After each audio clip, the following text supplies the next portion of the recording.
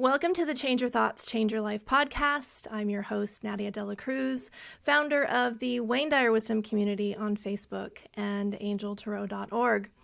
This podcast would not be possible without support from loyal fans like you. And I want to thank everyone who supports me on Patreon. You can find that link and more details about this podcast at nadiadelacruz.com. Now, my guest today is working to heal generational trauma and make the world a better place for our children. He is the co-founder of Parent Footprint, an interactive online training program for parents, and the author of Project Love, What Legacy Do You Want to Leave? Payman Fazly, thank you so much for joining me today. Thank you for having me. So I got to give everybody just a little bit of history about how you and I connected, because I think it's so fascinating. It was at least a year ago that I saw a comment you had posted in the Wayne Dyer Wisdom Community, one of the posts on there that you commented on. So I do read those comments, folks, in case you're wondering. And you said that you had a dream about Wayne on the night that he died. And at the time, you hadn't even realized that he had passed. And that dream is directly connected to the book that you wrote. I've got it right here, Project Love, that was not written yet. And you shared that you were working on this book and it wasn't done yet. And I said, you know what?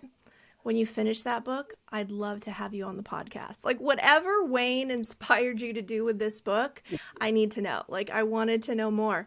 And then, right, like, nothing happened from my end for a long time. And then I get this message.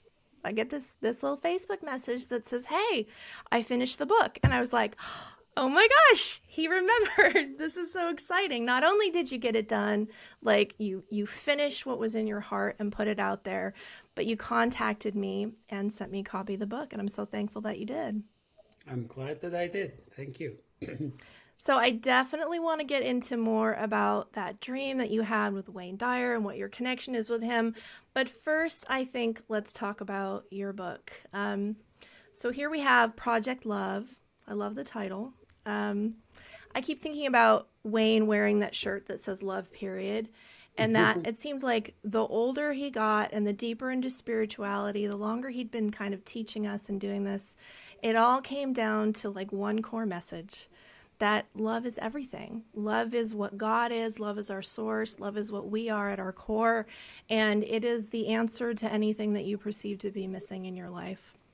Not creating love, but reconnecting to the love that's already there. So I'd like to read a little excerpt from the back of this book that says, our childhood home is our first school, and our parents are our first love teachers.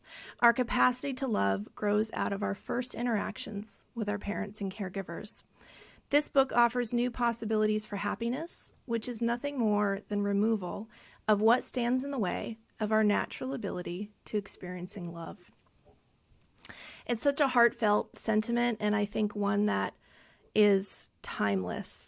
I know you included a lot of quotes from Rumi in here, and I think that's great. It's just like, we need to get this. And I would say now more than ever, except I think as humanity, we've always needed to get this. But I want to ask you, what motivated you to write this book? Well, I think the motivation to write the book probably going to come out later. I had no intention of writing a book. I mean, English is my second language, and every time I write an email, I have to read it a few times to get all the, mistakes out. I never thought of myself as an author. I mean, I don't feel comfortable sending a text if it didn't have spell check. So I never intended to write a book. But where it all started was the instant I held my newborn child. I felt like an energy inside my body that I never felt before. So it all started by recognizing that I want to love this little child to the best of my ability. I wanted the world to be a better place because it was in it. So it all started with the journey of my parenting, and I wanted to do the best I possibly can. And what happened is we experience our love through our relationship to it. Yeah. to know the truth about love, we need to examine the examiner, which is the journey and which is the foundation for parent footprint. Uh, I really wanted to do better. I mean, my parents have raised me to the best of their ability and provided everything from my culture, best education, best clothes, vacation, food, what have you. But, maybe it's for most of my generation, I didn't grow up feeling that I was loved and hugged and kissed as much as I wanted to be as a child. And I wanted to make sure that my children don't feel that way. So that was the beginning of it. And we can get more into it, but it was just so started by really learning about parenting and the basis for parenting. The science of psychology says that we parent based on how we were parented. So I got really deep into parenting, which is the foundation of Parent Footprint, which is a company I co-created with Dr. Dan Peters, who's a child psychologist and author. The best way to learn something is to teach it. So the whole journey of love that Wayne talks about, the entry to this lane for me was officially as when I became a parent. Yeah. Well, first, I have to tell you that your writing is exceptional. Not just good, but exceptional. And so it's kind of baffling to me to hear you say that English is a second language and you don't feel comfortable without spell check and all of that, because just to give you some background, in a former part of my life, I was a corporate trainer in a financial company. And one of the things that I taught was correspondence and business writing. And so I got to see a lot of writing from a lot of people, right? And it's a struggle for so many. So I want to tell you that you have a gift for writing. And so if it's something that's in your heart, feel free to keep going with it. But yes, the way you put feelings into words is extremely skilled, and your message come across very clearly. So I really enjoyed reading your book. Now, I was thinking about how you share some personal stories from your childhood and your relationship with your parents. And I want to applaud your transparency, because I think when we open up people into our own lives, that's when we can do the most good. That's when we can show them, listen, this is really what happened. This is really how I feel about what happened. People can connect and resonate and learn from that. If we're not willing to share, to really open up and share, it doesn't quite reach people in the same way. So you did that. But I wonder if that was difficult. If it was difficult putting that into writing, knowing that maybe some of your friends and family wouldn't be thrilled with seeing themselves in a book. The comment I've received. So, this is a book about my childhood. It's a book about my failed marriage. And one consistent theme that I've heard is that how I've been able to tell this and honestly share the essence of story with so much respect for my parents and for my ex-wife. So that was my intention. And the reason I shared my personal story, first of all, I have no authority. I cannot talk about parenting. I'm no psychologist or marriage expert. So I try to tell the story like I've always loved the book Alchemist. It was so inspiring. You read the story and the story is filled with nuggets. And it's like a soap. The more you rub it, the more foam comes out. So what I wanted to do was to share my own life story in a way that people could potentially relate to. Yeah. Share the painful lessons I've learned in a way that's not preachy, that hope that some people could benefit from it. And honestly, I've read God knows how many books during the last 30 years. I wish I had read this book when I was in my 20s and 30s and before I decided to get married and really examine my understanding, because, our cultural beliefs is like rain and we were like children. And when it rains on us, we have no choice but getting wet. So it was interesting that, I got married when I was 40, and I've been having, relationship. I've had girlfriends since I was 17. I've been in one passionate love relationship after another, and, and I never stepped back. So when you go to venture capitalist, before VCs give money to the founders, they do pattern recognition. It's not about the idea that you're presenting. It's about who you are. And unfortunately, it took me 35 years to really apply my project management expertise to really analyze my failed relationships, to see the pattern. and how I was doing the same thing with different people, and really come back to my false beliefs about love and what I thought it should be and how I should feel. And Mm-hmm. unfortunately, the inherited checklist that most of us have, some more than the others, about what we believe love should be, what should be marriage should be, and what I try to make accessible for everyone by sharing my own childhood stories is that it's really difficult to go through childhood without somehow getting wounded, right? Yeah. And we have big wounds and small wounds, but there's so many things. I mean, I'm a parent, and there's so many things. I mean, you could lose your job, you could have health crisis, you could go through divorce. I mean, moving, tsunami, COVID, God. I mean, there's a host of things that children could suffer from.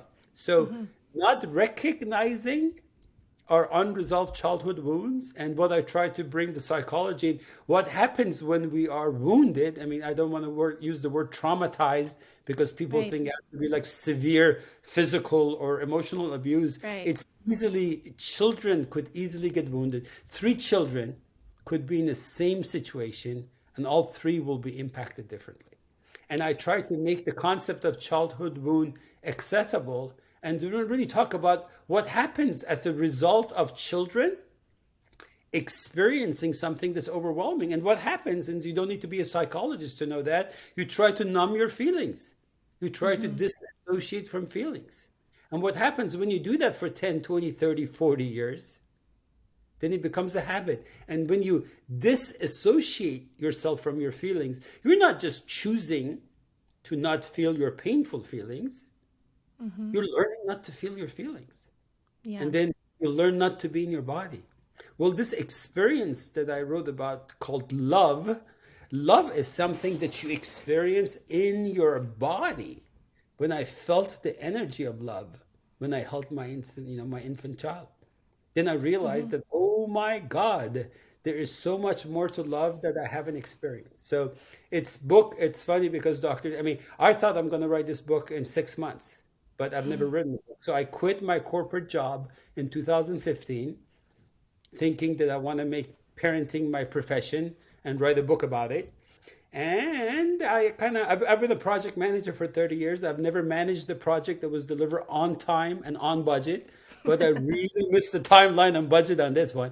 I mean, even over 6 years, I went through many, many, many different, I mean, I had at least six professional developmental editors who tore my book to the part. I mean, first of all, they said, Mm-hmm. this is 7 different books.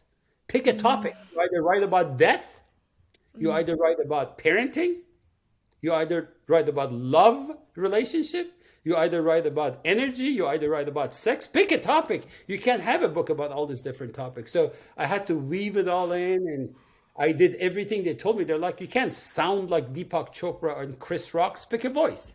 I tried to merge them all, and it's been a pain. I knew that I wanted my book to create an experience for the reader.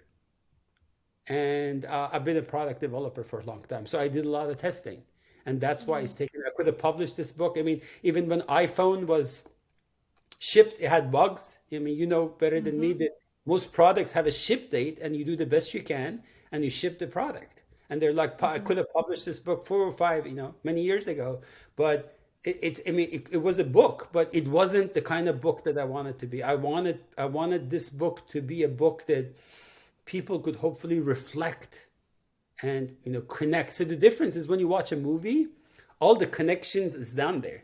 When you read a Yeah. book and you feel Mm-hmm. something, then you make a Yeah. connection with your own life experiences. This is what I was trying to orchestrate for readers to be able to remember their own childhood and remember what they dreamed about when we were younger. I mean, I always dreamed of having this passionate love relationship and living happily ever after. I never thought I would get a divorce with two small children, but I did. Yeah, 2015 was a big year for you because you're, talking about separation from your wife with two young kids. You step away from the very successful career that you built, and as I read in the book, you lost a close friend of yours that year as Yes, well. yes. Losing a And friend, going through divorce, quitting my corporate safety net that I've always had while building a company and a product. So all of this stuff was happening at the same time, which was pretty intense. So 6 years, it took a lot of work, a lot of mucking about with the book until it matched more closely to the message that was in your heart. Was that process ultimately a therapeutic one for you? Like, how do you feel now that it's all done? Um, it's, I think healing is like physical growth. So it's funny because my business partner, Dr. Dan, who's a psychologist, and he asked me on his podcast, "Did you know you were going to write a book about healing?" I'm like, "No," because I didn't know how much healing I had to do. So I think one of the reasons this book has taken 6 years is that I genuinely had to experience what I'm writing about. Mm. And what I feel right now is I feel I'm more at peace than I've ever been throughout my whole 53 years of life. And I Mm-hmm. think peace is one of the byproducts of healing. So, you can't watch children for hours at a time to see how they're growing. But if you take a look at their pictures from like 3 months ago, 3 years Mm-hmm. ago, you can see how they're growing. And I think healing is the same thing. Healing, you don't understand when you're actually healing, but as time passes and you make different decisions, as you process your emotions differently, as you react differently to different situations, then you can kind of figure out how much healing has been done.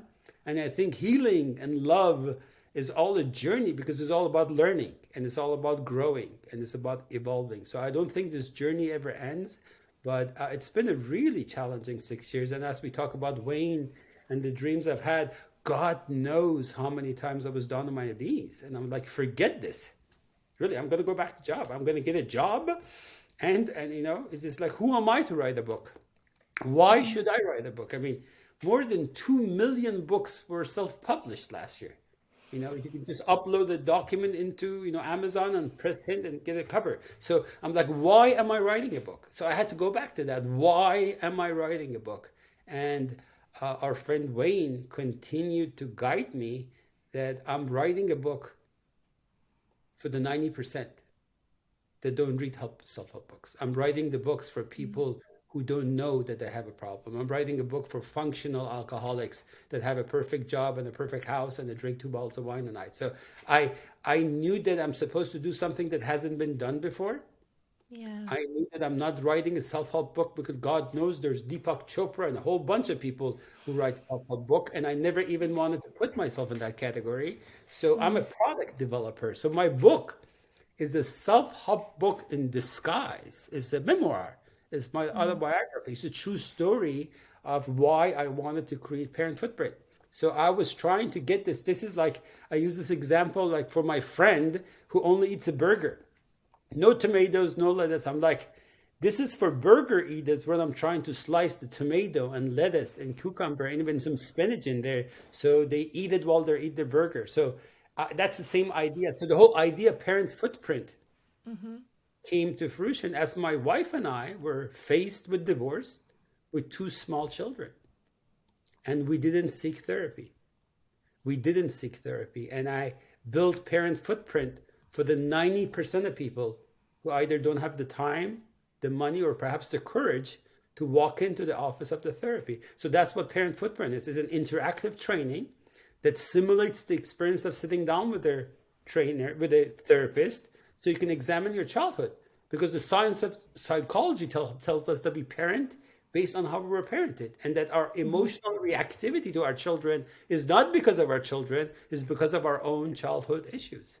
So I Yeah. built Parent Footprint, and the book is kind of similar. It's a true story of why I've done it, and it's a true story that we owe it to our children to experience true love. And true love is the experience on the other side of healing. It's not needs based. You got to be in your body, right? You got to be in your own heart. Self love means self respect. Self respect means honoring your preferences, and a whole bunch of that's in the book. And Mm-hmm. because we're modeling what a loving relationship is to our children.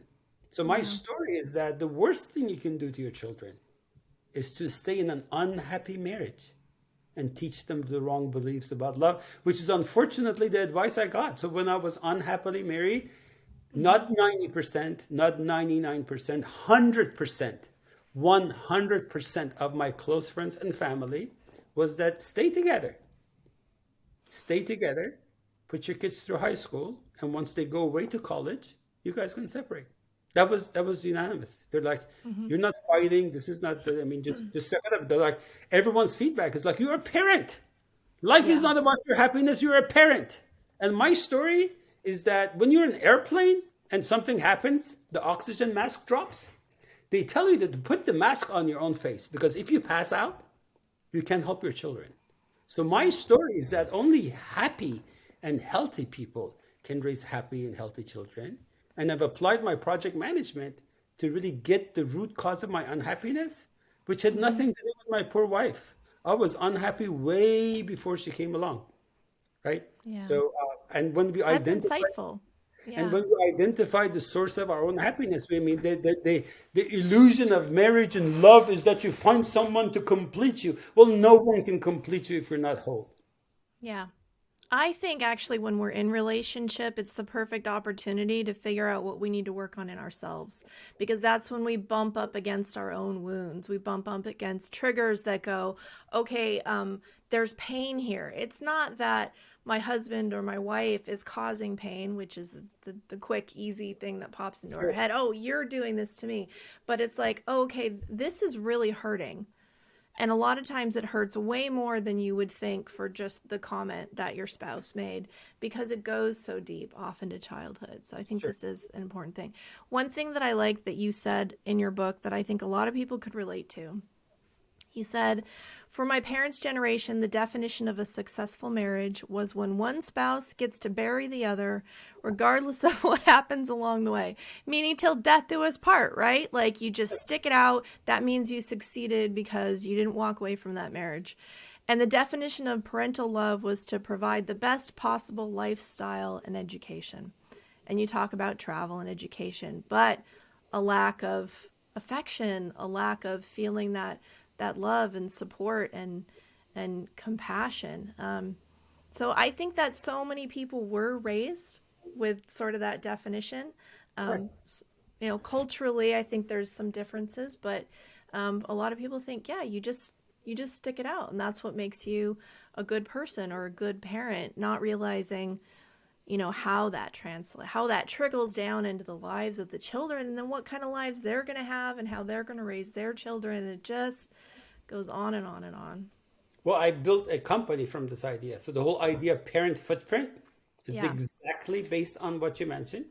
And I think what we owe it, I mean, the whole evolution, I think as parents, we're really responsible for evolution of humanity because we need to evolve so our children can evolve, so that the Mm-hmm. world can evolve. And evolution is really examining our parent footprints and Mm-hmm. then choosing what we could do better. And what I'm trying to make accessible to everyone is that in order to provide the love and affection and attention and all the good stuff that the children need, Mm-hmm. we have to have it.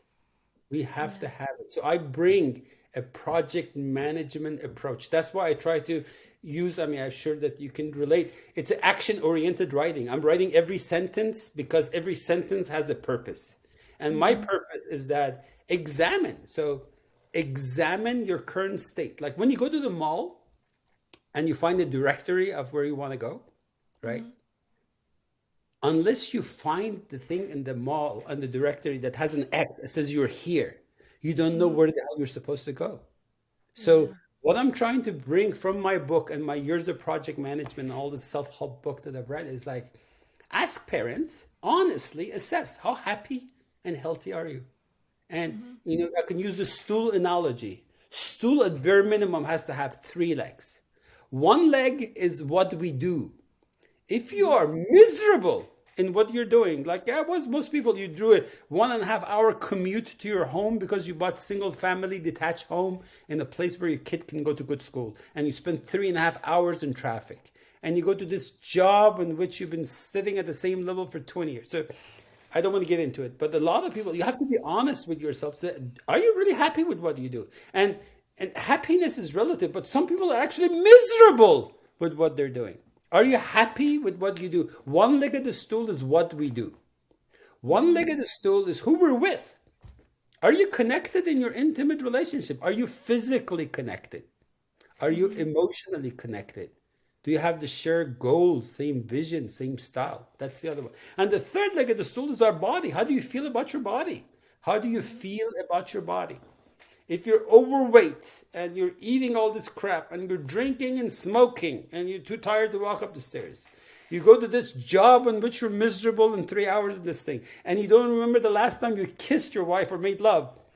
I can tell you that you cannot raise happy, healthy children, because energy. What I try to make available to everyone, the knowledge of quantum physics and all we know about energy. 50 years ago, people used to smoke in the car with their children. Not even More people 50. I mean, not, we're not talking 10. Yeah. maybe 10, 20 years ago, but at least people who want to hurt their body with smoke, they go step aside from their children because they understand secondhand smoke could hurt them, could kill them. Yeah. And what I'm trying to make accessible is that our toxic energy is passed on to our children, just like secondhand smoke. There are Yeah. tons of report that shows that, people who work longer hours at their jobs, right? They get home later, right? But they're actually really, really happy with their kids. And they don't Mhm. get to take their children to the park and throw balls and do all that stuff. They actually spend less time with their children, but they're actually happier with their work. Their children grow up to be happier individuals than people who get home earlier, take the kids to the park, throw them, take them to the karate class and extra math and all this other parenting thing. But when they're not happy, they're passing on that toxic information. So again, how happy are you with what you do? Yeah. I was pretty successful, but I wasn't really passionate about what I was doing. So I wasn't Yeah. happy with work. I wasn't connected to my relationship. And once I realized that I'm passing on these footprints to my children, I Mhm. decided to break that. And that's my story, that's my message, and that's my life. Yeah, if we don't bring our best selves to our children, it's really not about the hours that we spend with them. Um, I'm a parent of two young kids. I have a 5-year-old daughter and an 8-year-old son, and they are my world. And, so I'm kind of have my finger on the pulse of the parenting experience. And one of the things that's been coming up recently is that, if we're stressing about the holidays and like, oh, we have to do all the things and we got to make it perfect and we got to buy all the presents and we got to do all the decorations and we got to go to all the parties and whatever it is, and then as a parent we're just stressed out and we're not enjoying it, then our children aren't enjoying themselves either, and that they really feel our love and our connection when we're relaxed, when we feel relaxed, and then we can feel happy. It doesn't really matter what you're doing or even how much time you're doing it for, but that the time that you spend with them, the only way to really be there with them and have that connection. It's about quality over quantity. Now, when And your if I son can was, add to that, I love the quality versus quantity, but I love to add to yeah, that is that you can't fake it. yeah, You cannot fake it. mm-hmm. Children Like, feel your energy like your dog, your pet does. Children can sense your energy. So if what you did are Wayne say? You can't give away what you don't have, thank right? So, you cannot give away what you don't have. So you have, and so to me, it's like I use the analogy of money. Like love is like money. You have to have it to give it. Now, it could be inheritance. You could receive mhm, love from your parents and you pass it right on to your children. You could receive mhm, money from your parents, right? You could inherit yeah, a lot of money. But a lot of first time millionaires come from actually really poor upbringing. You can work your ass off and learn and become financially, you know, mhm, prosperous. mhm, And you can learn about what it is to love. And learning about love is, as I say in the back of my book, is really identifying the barriers to love. And what yeah, I try to make accessible in my book is that most people are unaware of the barriers to love. Once we yeah, were hurt as a child, or if we weren't raised in a family. And for most of us, at least, it wasn't just my culture. Criticizing was a way to help children excel in academics and in sports activities. So most of us have been criticized. A And lot. criticizing a lot, and criticizing is emotional wounds, not being loved for who we are. Yeah. So, what I'm trying to say is that if there are problems in the love relationship, what we try to do is point fingers and try to. Most marriage therapists is try to give you techniques for, problem resolution technique. I'll take the garbage out on Wednesdays and you do this thing on Thursdays and checklist. We got to get, so the art of project management is a root cause analysis to figure out what is the source of the problem. Hmm. And what I try to make accessible, the source of most problems in love relationships Yeah. actually goes to our childhood. It's not because Hmm. the love relationship triggers the hell out of it for sure, but the Hmm. source is not the relationship. It's our childhood, our false beliefs about love. And what I try to, you know, say over and over again is love is a skill. Love is a Hmm. skill that we have to practice. It's not just a feeling. Feelings come and go. Love is a skill, and most of us Yeah. didn't learn the right skills about love. Hmm. I've got some quotes here from your book about love. Love is the most powerful force for happiness. Mm. We cannot be a source of love for our own children unless we learn how to love our own self. And so Where did I true. read that? That's beautiful. I should buy that book. Oh, listen, I got a whole list of quotes. There's so many good ones. Thank you. There's so many. I'll send it to you. You'll have them handy. You can make like little memes or something. People will love it. Um, yeah, and you also quoted from Rumi, your task is not to seek for love, but merely to seek and find all the barriers within yourself that you have built against it. I know that that's something that Wayne Dyer quoted often and really felt deeply that, you know, there isn't a lack of love in the universe, that Sure. we are swimming in a sea of love, and it's about how open are we to it. And you talk about childhood trauma, which doesn't have to be like as severe as many people first imagine when they hear the word trauma, but it can be right, like how you process something that was painful for you that you didn't know how to handle. And we shut part of ourselves down. You shared a story in the book about a memory from when you were 4 years old. Would you like to talk about that here today? Sure could. So I started with that because it was funny. This was my parents' favorite story as I was growing up to demonstrate what a brave child I was. So I was 4 years old. I mean, I remember my 4 year old child. I'm like, oh my God, a 4 year old. And we were at the wedding, Barely out of toddlerhood, right? right? The Like 3 to 4 is a very course, pretty young. small And progression. my older brother, who was 5 years older, was always messing with me psychologically and physically, and I was fearful of dark. I mean, just like scared death of being alone in dark. And Hmm. it was my aunt's wedding. So I don't want to get into the whole story. It's a very rich story, but the net of it is that they wanted to punish me. They wanted me to be afraid, and it was Hmm. something that I hadn't done. My brother tricked me into drinking this drink, thinking I'm going to get a BB gun. I didn't know there was alcohol in it. I drank it. I got sick. I didn't get a BB gun. Anyway, so I felt that I was mistreated. I felt that I was wrong. I was the victim, and they were trying to punish me. So they leave me in this construction site in the middle of night in winter when it was snowing, and they drive away. And anyways, my dad goes and comes behind the wall and starts to make the monster noise. And what I say is like, Mr. Monster, my name is Payman Fazly.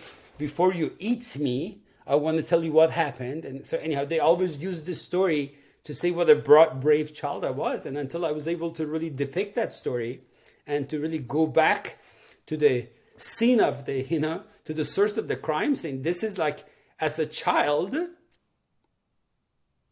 I was traumatized. I literally disconnected from my body. So I was able to go back to find out where I was disconnected. And through my book, then I talk about this other epiphany I had at a meditation retreat 30 years later. 2 week silent meditation retreat. And I was in so much physical pain from sitting medication for like 10, 11 days that I left my physical body and I went back to that crime scene. And I went back to that scene and I smelled the gas of the car driving away. I saw I had to actually go and find the pictures from that wedding. I saw the stripes in my suit. It was like it was an out of body experience for me to go back to that and really recognize how that fear was still in my 45-year-old body. And Yeah. so what I try to make accessible in my book is what a journey of healing looks like. I believe therapy, I call it the pathway to healing. For most of us, therapy is a very helpful thing for us to be able to honestly examine our memories because our suppressed emotions lie beneath them. So Yeah. therapy is definitely necessary, but my story is that therapy is absolutely necessary, but in a lot of cases it's not sufficient. I've done 20 years of therapy. I've done Yeah. all this personal development. And then what I realized, the missing link for me was the energy of trauma that was still Yeah. in my physical body. And it's funny, my ex-wife she used to say, you never fight fair. And I'm like, what do you mean? Because every time we had an argument, so the argument could be from not putting mustard and mayonnaise back into the refrigerator or to me losing, all this money on a stock trade. It didn't matter what the argument was. I never interacted in an argument to understand what's the source of the problem. I've always got into argument in order to win. So what I realized is that every time I was criticized, either in my love relationships, at work with a colleague, whenever I was being criticized, something triggered my unresolved childhood wounds. And that's what I'm trying to make available to people. We've all Yeah. been traumatized somehow.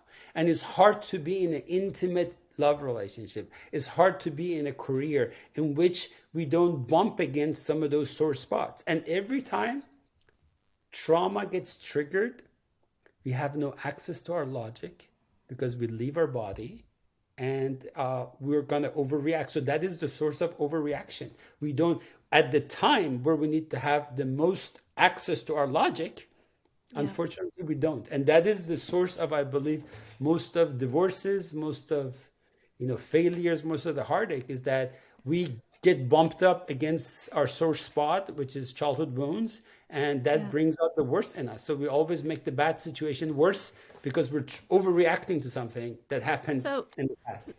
so many people have their own examples of this, have their own stories that they, like you said, it was a funny family story of look at how brave you were, right? But there was trauma underneath that.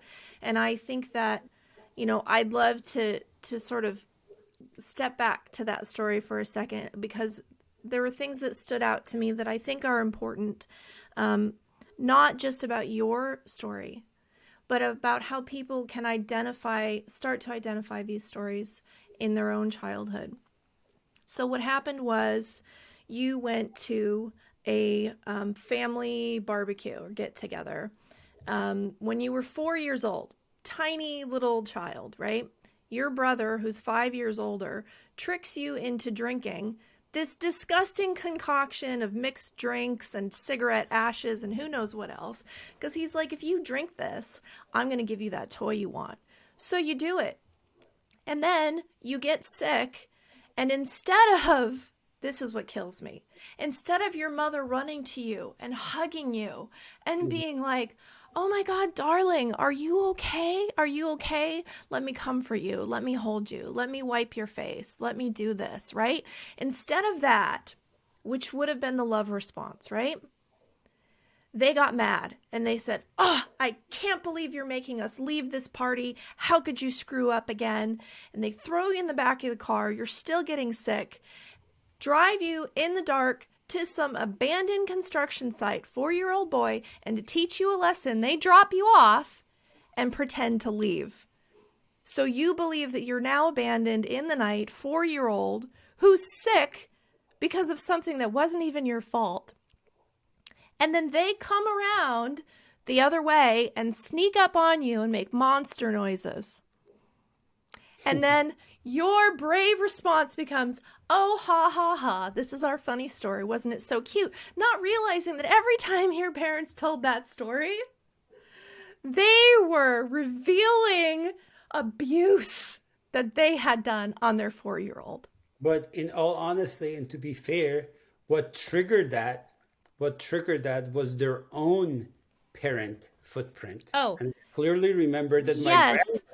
my grandmother telling them that if you cannot stop a 4-year-old from getting drunk, what are you going to do when he gets older? So in reaction to that, so unfortunately, when I grew up 50 years ago, parenting was all about discipline. And when you're in the Yes. discipline mode, that love that you talked about, oh, hug you and clean your face, Yes. those two things are contradictory. You're trying to teach them, you're trying to make sure they won't learn. And But back let to me stop you there. Let me stop you there.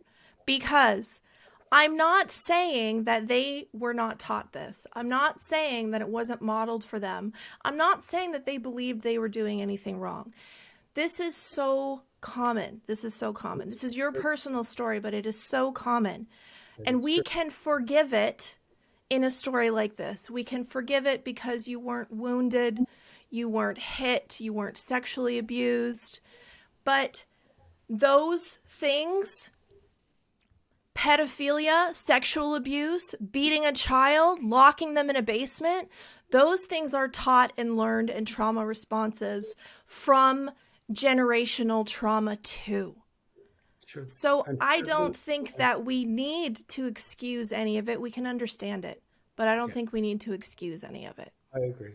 I agree. And sadly is that there's still, I mean, statistics that's like heartbreaking still to this day. And again, I got a lot of this research through the work I've done, read different books. To this day, 2021, 1 out of 3 girls under age of 5 are sexually molested by someone from their immediate family, and 1 out of every 5 boys. The worst thing that could happen to a child, even worse than physical abuse, is sexual abuse. Yeah. Children are being abused as we speak. It's insane. And what I'm trying to say is that most of the problems in the world, and I try to use stories of dictators, hurt people, Yeah. hurt people. And I think that as a parent, we're responsible. One is not hurting our poor children and call it, discipline. Understand Yeah. that children need love, and there's so much that it's not just parent footprint. There's so many people out there. There's so many classes. There's so many books about parenting. Thank God for technology and internet. Now parents really understand that the importance of love. So we're doing a lot better than we were 50 years ago, 10 years ago, 20 years ago. But the sad reality of life is that the root cause of most evil in the world are really children who were wounded and traumatized and abused. I completely agree with you. And thank you so much for being someone who stands up and says that, for being someone who stands up and says, you know what? Like, this starts in childhood. And Yes, it starts from the parents and the parents of the parents and the parents of the parents, which is exactly what generational trauma is. And that we can't just start as adults and go, well, gosh, why am I behaving as I am as an adult? Why am I always arguing to win? Why am I, whatever it is that we think that we're not good at or we're not doing well, we tend to cut us off from the point of adulthood on and not look back at where some of these things are starting from. And so to continue with your story of how you were left as a 4-year-old and was described as a show of bravery in the construction site. And then you said 30 years later, you're at a silent meditation retreat. This chapter really moved me. It really moved me. There was a different energy to it. I think it revealed a lot of the work that you've been doing on yourself in recent years to connect with the energy of healing.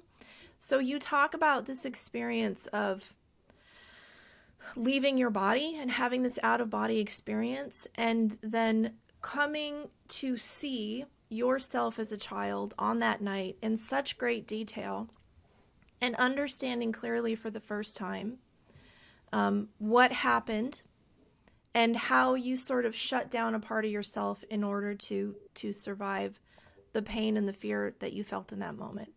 And I wanted to ask you if you're familiar with a shamanic journey or shamanic healing. Yes, I've heard about it. Yes.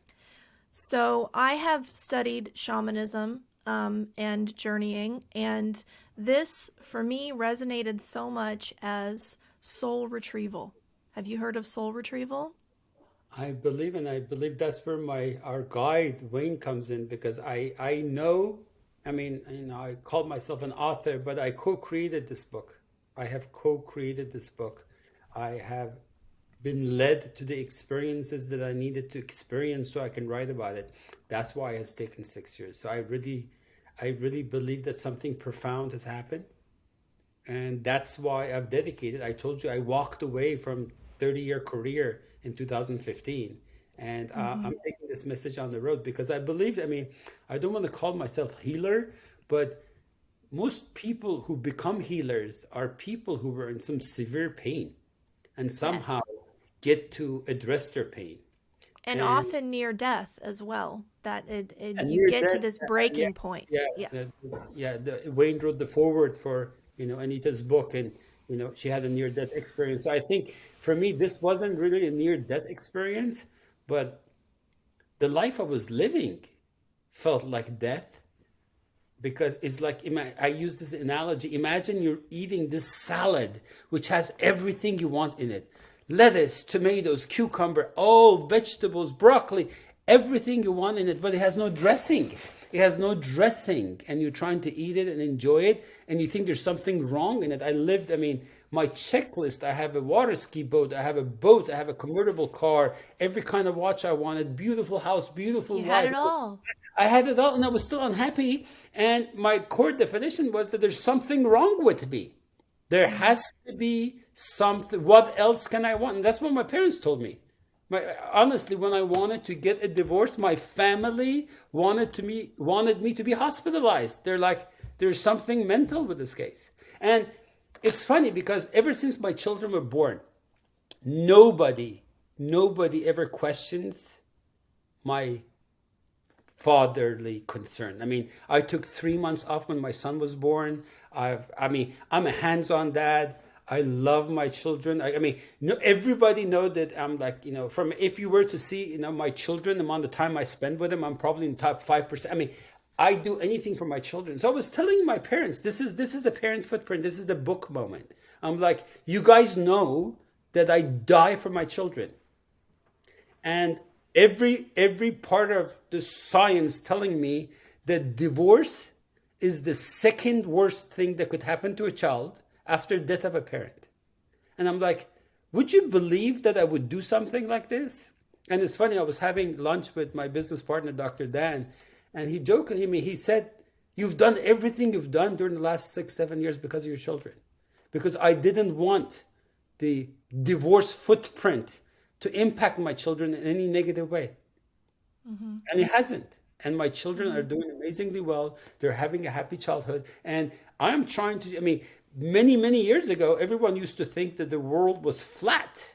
And because everybody believed it, they believed it was flat until years later we're not. So I'm trying to challenge this handed down belief that's been passed on through many, many, many generations that got to my parents, that if you are married and you have children and you're not happy, it's no longer about happiness. No, you need to address the root cause of your happiness. You need to address the root cause of your happiness. And divorce is not the worst thing that could happen to children. The worst thing that could happen to children is for people to stay unhappily married and teach their children the wrong beliefs about love. That's what's the worst thing that could happen.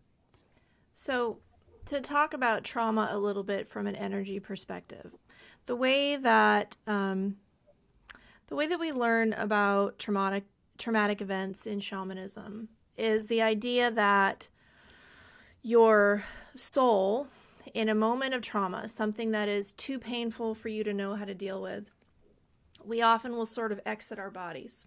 We exit our bodies like it's too much, we don't want to, and that a piece of ourselves can split off. That you sort of lose a piece of yourself in that moment. And that in order to ever feel whole, in order to heal from that, you need to return to that moment of trauma in your heart, in your mind, in your memories, and reclaim, re-welcome, re-embrace that piece of yourself that split off. Mm. And when you talk about that, seeing your 4-year-old self, more than seeing, feeling, being there, being in that moment, that to me was a soul retrieval. That you went and got that 4-year-old boy, the one before part of you split off, reunited that and brought him back. And something that's interesting to me about your life is that when your son was born, this was such a pivotal moment of change for you. And it sounds like one of the biggest reasons is because your approach to parenting that naturally arose from this new feeling you had of holding this precious little just born into the world soul. This new feeling that you had changed you in a way that it seemed like nobody else around you experienced in the same way. Or maybe they had different beliefs about how to approach a child. Do you comfort them when they're crying? What do you do about sleep training, right? All of these things. So what was it that was different about your parenting approach than that of your wife or your family or your friends? What was the disconnect? I think that what I really wanted to do from day one was to parent my child better than how I was parented. And I think that's what we all should do as parents. I mean, our parents did the best they know how. We Mm. know the best we can do. Once we know better, we can do better. So I try to educate myself about what's better. I wasn't willing to just accept the handed down beliefs. And, so when I start the book with a parenting chapter and I talk about sleeping consultant, and I did not allow her, like, you got to let the child cry to sleep. And I did not. I did not. And she's like, if you want to pick him up, I'll pick them up. And I hired a sleeping consultant. And I hired the second one. And that's the stories in the book. So it started with not accepting, allowing my children. So I started to educate myself. And But I what was it that your wife and you, particularly between the two of you, disagreed on about how to raise the child or how to respond I to think the. pretty much every goddamn thing. Because what I try to make, and when you're dating someone, the last thing you try to assess is the parenting. You never think about Oh, that. not me. I did. Oh, I I mean, I did. did And it. he's a great dad. Good for you. And I wish I read this book, and I wish I did that, because one of the Yeah. biggest sources of conflicts in relationships when you become parents is different parenting philosophy. We have a very different parenting philosophy from Yeah. day one. I mean, That's and tough. even when we had children, I mean, I would take my children to the park. Not once we held hands and took our, pushed the stroller to go to the park, because when I took the children to the park, she was cleaning and scrubbing and reorganizing. I mean, she's a doer. She's a doer, Type and A. it is. And again, there's some gardeners who do the work, and there's some Hmm. gardeners who actually sit down and sip their cup of coffee and look at the flowers Yeah. after they're done with the work. So I'm the sipping type of coffee. I'm like, I swear, she made us go see a child psychologist when my child was born. And in the beginning, she's like, you're kissing the child too much. I'm like, there's no such thing as, he's like, put the kid down. I'm like, no. She's like, put the kid down. Stop kissing so much. And then the psychologist asked me, are you doing anything inappropriate? I'm like, what do you mean inappropriate? And he goes, there's no such thing as too much kissing. There's no such thing. I mean, so I talk about world apart. We were Yeah. worlds apart, and I think that was the straw that broke the camel's back, because when it came to, and right now, actually, to be honest, my children, we've been divorced for 6 years, and they're doing amazingly well. They're Wonderful. emotionally connected to their mom. Their mom is an amazing mom. They love their Good. mom, and she's all about discipline. And when they come here, you know what my son said? Is like, we live in two different worlds. When they come to my house, Mm. daddy is a Hmm. waiter. they send me a text, and I do room service. And when I deliver stuff in the room service, they pay me and they have to tip me. And the tip is the hug and a kiss. And oh my, we have a love feast every day. And I would not be able to do this with my children if they weren't Yeah. doing the laundry. They do their own laundry at their mom's house. They wake up in the Yeah. morning, they pack their own lunch. And I take orders, like my daughter wants this for dinner.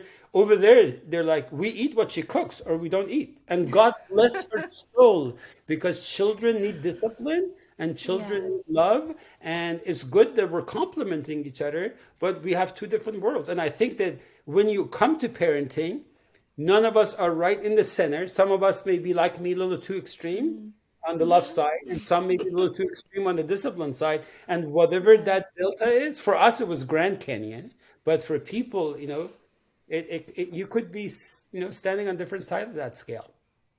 Yeah, that's nice that they're getting something good and something different from both, Sure. your ex-wife's house and your house. And so when they're going to grow up, like they have all these experiences to draw from about, what's going to feel right for them when, But the one thing I they want to mention, the most important element of childhood yeah. that I try to make available in my book, is that childhood is a very precious time of life that needs to be Hmm. respected. Yeah.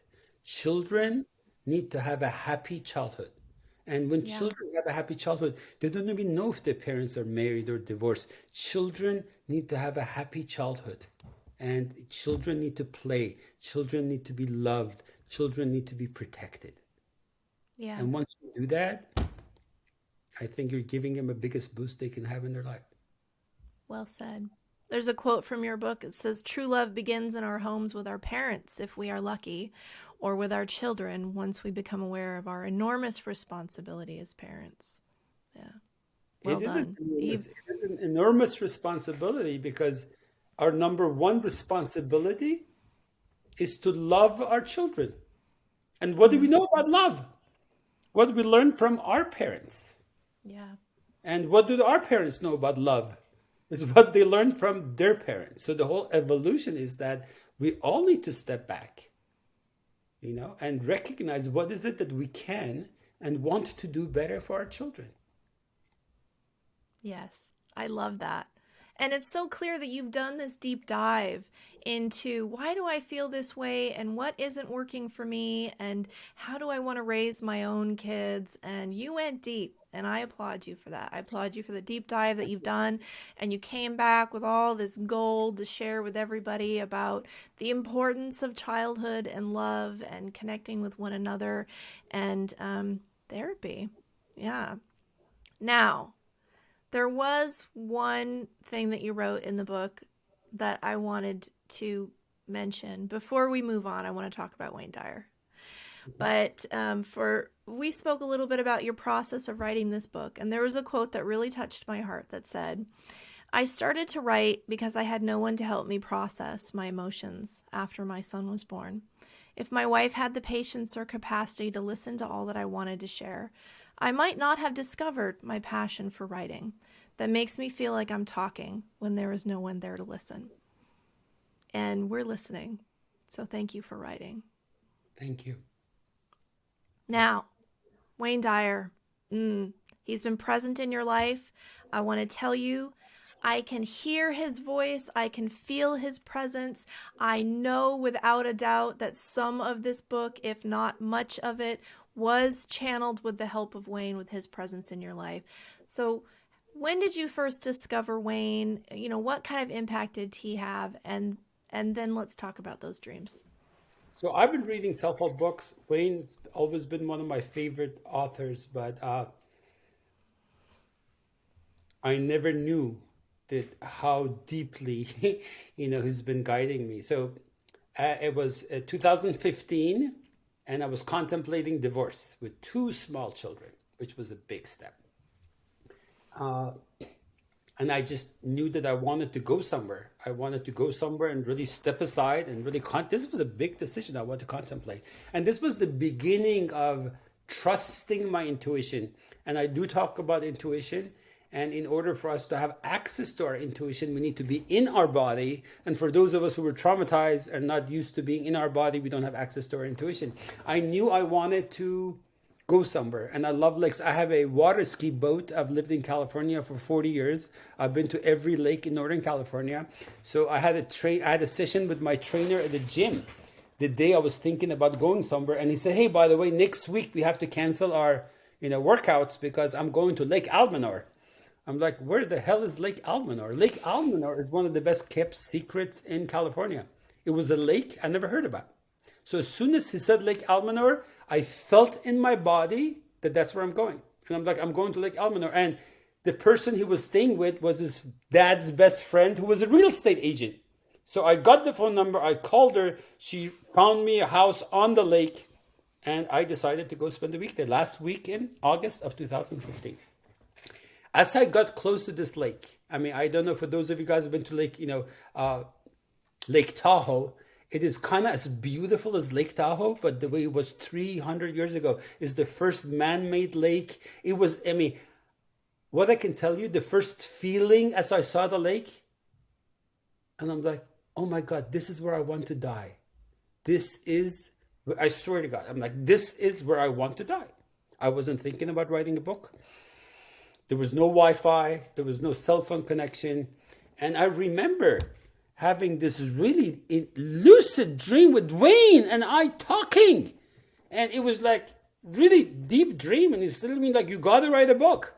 You got to write a book. And you got to write a book because I can go back to it, but the stuff is like, no. You got to tell, he's like, you got to tell the story in his language. He said, you got to tell the story in a way a taxi driver can understand. Anyone can understand. You got to tell it to the people who need to hear it. You got to tell this to people who don't read my kind of books. That's what he told me. I'm like, so everything I've done goes back to that. I built parent footprint awareness training to simulate the experience of sitting down with therapists for those people who don't go see therapists. I've written a memoir, but it's a self-help book in disguise. So it all started. And the part that blew me away when I got back the following week, I'm like, oh my God, that Saturday, August 29th, was the night he passed. So that was intense. And throughout this last 6 years, God knows there's been pivotal moment when I ran out of time, when I ran out of money, nobody on my side. I got horrible reviews every time I got it. Every time I paid to have professional content editing, they came back with all the things that was wrong with my book. Not one positive feedback, not positive hope. And I've had many, many dreams. And the amazing part that I haven't shared with anyone. In each one of these dreams, we remember all of our previous dreams and conversations. It's like watching a Netflix series. It's like you continue where you picked off. And he just told me that, and after all of those, I would be filled with hope and enthusiasm. And then the next day, I accidentally saw this blog. And on the blog, I found out the author and the book. I have read 500 books in the last 6 years. 500 books. I just had a surgery on my elbow at UCSF last week because my elbow reading on the book, you know how you have carpal tunnel? I have elbow tunnel from reading 700 books. And you know what? I didn't go to Amazon to order 700 books.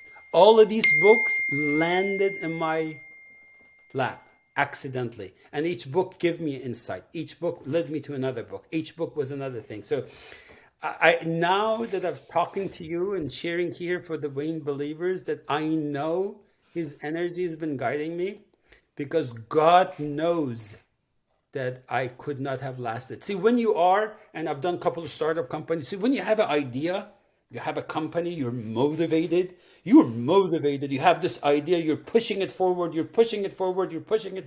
At some point, when you fall down and you get your teeth kicked in, you lose that motivation. You get tired of getting up.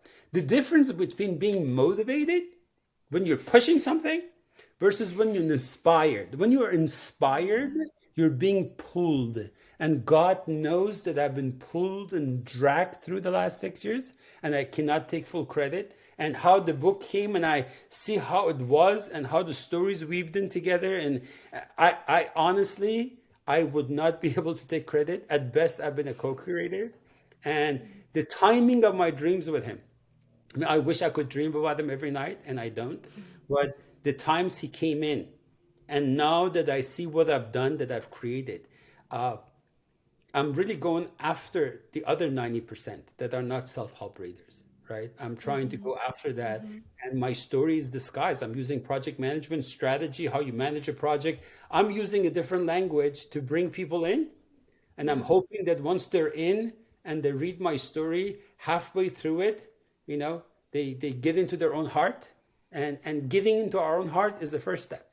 And Yeah. the problem is that I didn't know that I was not in my heart. I didn't Mm-hmm. know that I was not in my heart. I mean, when there's a fan running in the background all your life, you get used to that background noise. Yeah. Once I got up in the middle of the night and held my son, when I was exhausted with so much enthusiasm, when I was physically drained, but as soon as I hear his voice, I jump out like I've had 5 cups of coffee. And I hold my son and I change him and I feed him and I bird him. Those moments that I had in the middle of the night, I experienced love at the depth that I didn't think was possible. And I believe the energy of my son allowed me to move deeper into my own body. And That's so beautiful.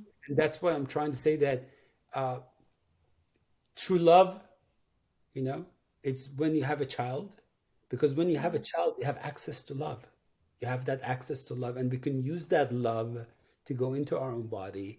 We can use their love because they are going to follow our footsteps. So every day, when I make, even drinking soda, smoking cigarette, drinking alcohol, they're watching us all the time. So every day I ask myself a question, small decisions or big decisions, is this something I want my children to do?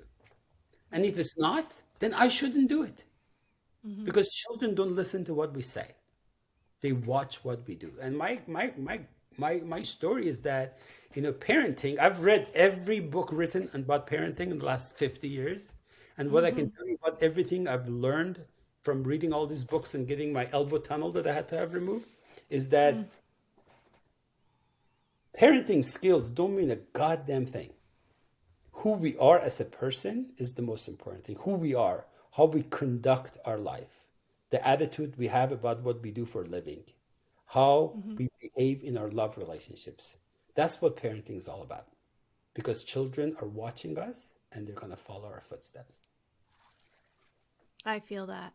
Thank you. That was so beautiful. Thank you so much. Thank you for pouring 6 years of your work and your research into this book. I think it is going to reach people and bring them into that space of love within themselves, which you're right is the first step. And what you said about inspiration, you know, and I hear Wayne over here saying, you know, inspiration is when an idea gets a hold of you, right? It's something that draws you forward. And thank you for sharing your dreams with Wayne. It is so funny. I have spoken to quite a few people now who have had Wayne pop up in unusual ways. One was in a tarot reading, and Wayne pops up and says, "You need to write that book." So he is he is motivating people, and yeah, I love that he's been a part of your path and that we had an opportunity to connect today. Thank you. Now, for people who are interested in learning more about Parent Footprint, where do they go for that? So, parentfootprint.com is the first generation of truly online training for parents.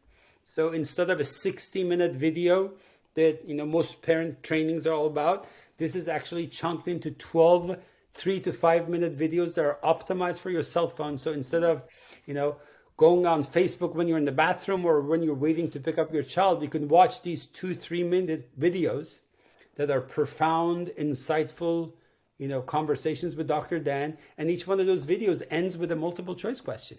So the first one, he says that we talk about love. Love is the most important element of parenting. So he starts, Mm-hmm. the parent footprint training starts with this question. When you think about your childhood, do you remember being loved all the time? Mm. Do you remember being loved most of the time? Or when you think about your childhood, you really don't think you were loved the way you wanted to be loved by your parents. And it's funny because Most people say I was loved all the time or most of the time. See, I've been a consultant for many years, and I sat down with Dr. Dan and said, I've been seeing therapists for 30 years. What's the first thing that needs to happen when they come into your office? When do you know they're ready to leave your office? And it took us 6 months to design it. And that's why we came up with these questions. See, there are two types of people that mostly go to therapy. They're either like me, they talk so much, they don't allow the therapist to say anything. Or they're like my ex-wife who've been dragged into therapy and they don't share much, so the therapist can't ask questions. Unless the therapist asks some questions, right?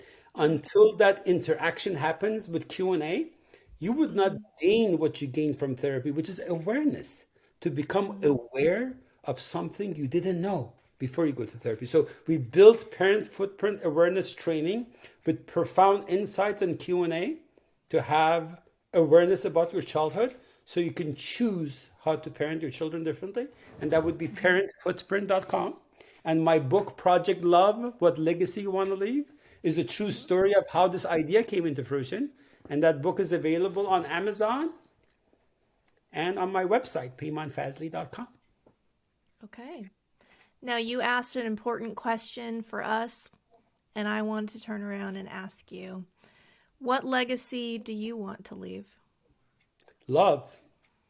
Love. And the way I want to leave a legacy of love, by the way I conduct my personal and professional life.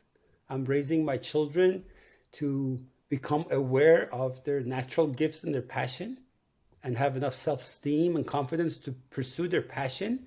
Because when we do what we love who we are. And I'm raising my children to model what a loving relationship looks like. I want my children to know how it feels to be loved, how it feels to be respected, so they become capable of loving and respecting others and expecting to be loved and respected. So at the end of my life, I will measure the success of my parenting journey by how my children feel about what they do and how my children feel about who they're with. It all comes back to love. Thank you for spending this time with me. Thank you for sending me your book and getting in contact with me after all this time. And for all our listeners, thank you for following Change Your Thoughts, Change Your Life and telling your friends about it. The full video for this episode will be available to subscribers on Patreon. You can get all the links and more details at nadiadelacruz.com. Until next time, take care of yourself and take care of each other. Namaste. Namaste.